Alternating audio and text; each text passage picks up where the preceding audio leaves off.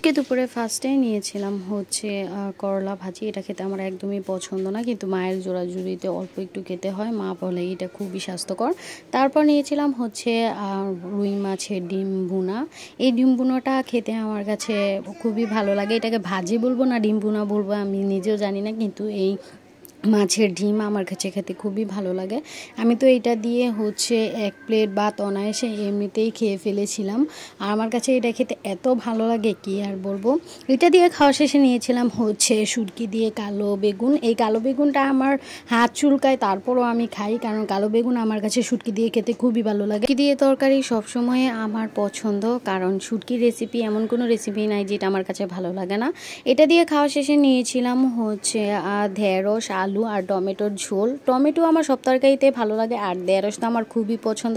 ঢেঁড়সের ভাজি থেকে আমার কাছে এই মাছ দিয়ে রান্না করলে খেতে ভালো লাগে। এটা রান্না করা হয়েছিল হচ্ছে রুই মাছ দিয়ে, আর এই তরকারিটা খেতেও খুব বেশ ভালো হয়েছিল। আমি তোকে মাছটাকে ভেঙে তরকারিটা ভালো করে খেয়ে নিলাম।